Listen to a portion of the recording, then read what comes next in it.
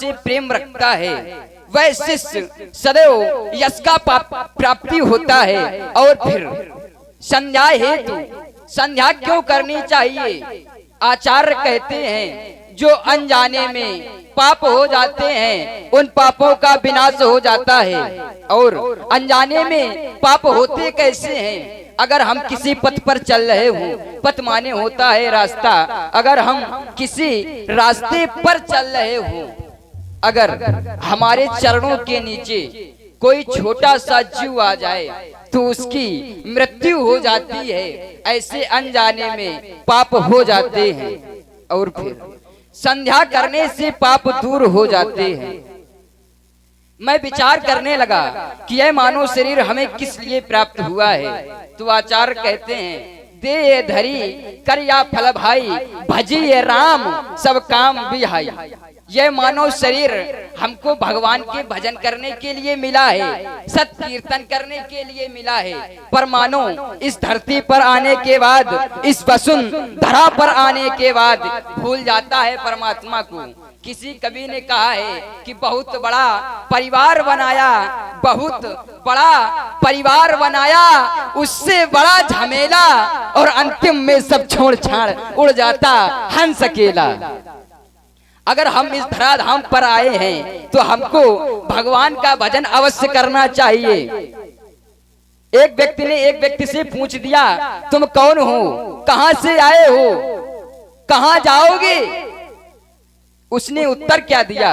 मैं कौन हूं नहीं पता है, मैं कहां से आया हूं ये भी नहीं पता है, और कहां जाऊंगा ये भी नहीं पता है।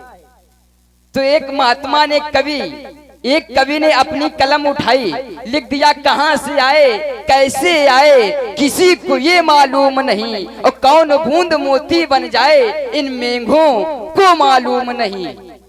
दो अनजाने राही देखो, दो अनजाने कन्या और वर, दो अनजाने राही देखो, दंपत सूत में बंधते हैं और जीवन भर साथ न छोड़ेंगे, ऐसी कसमें खाते हैं। पर कौन सा साथी कब छूट जाए, कौन सा साथी कब छूट जाए इन बच्चों को मालूम नहीं, और कौन बूंद मोती बन जाए इन मेघों को मालूम नहीं। सिर्फ कलाकारों के द्वारा पत्थर का सम्मान बढ़ गया, सिर्फ कलाकारों के द्वारा पत्थर का सम्मान बढ़ गया। कहां से आए कैसे आए पर ये किसी को मालूम नहीं। हे प्रभु, हे आराध्य, आपने अपने इष्ट का ध्यान किया। आपके इष्ट भगवान भोले बाबा हैं और हमारे तो सब कुछ आप हैं प्रभु। प्रभु लोकाभिरामम रण रंग धीरम राजीव नेत्रम रघुवंशनाथम कारुण रूपम करुणाकरंतम श्री रामचंद्रम शरणम प्रबद्धे। तुम ही मेरे माता हो, तुम ही मेरे पिता हो भैया, आप ही हमारे सब कुछ हैं। एक बार सभी लोग अपने हाथ उठा करके प्रेम से बोलिए प्रभु श्री रामचंद्र की। नित्य क्रिया करी गुरु पही आए, चरण सजोजे सुभग से रुनाए।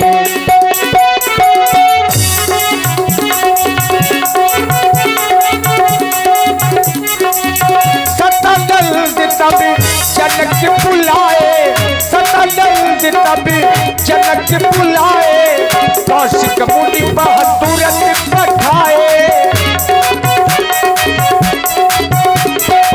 सतानंद तब जनक बुलाए, सतानंद तब जनक बुलाए। राजा जनक जी ने देखा कि आज स्वयंवर का अंतिम दिन है और दीप के राजा लोग पधार चुके हैं, लेकिन अभी तक एक विशेष लोग नहीं आए, जिन विशेष के लिए महाराज जनक ने विशेष मंच बनवाया है। सब मंचनते मंच एक सुंदर विशद विशाल, ऐसे मंच पर बैठने वाले नहीं आए हैं, मिथिला के बाहर गांव ठहरे हैं अब वो है महाराज विश्वामित्र जी, उनके साथ में 2 राजकुमार। तो राजा जनक जी ने उन्हें रंगभूमि तक लाने के लिए जनक जी ने अपने कुल के पुरोहित, राजा जनक के पुरोहित हैं महाराज सतानंद, तो सतानंद जी को बुलवाया और विनय कहकर के भेजा कि आप विश्वामित्र जी के पास में जावें, उन्हें लिवा करके लाएं। सतानंद तब जनक बुलाए, सतानंद तब जनक को बुला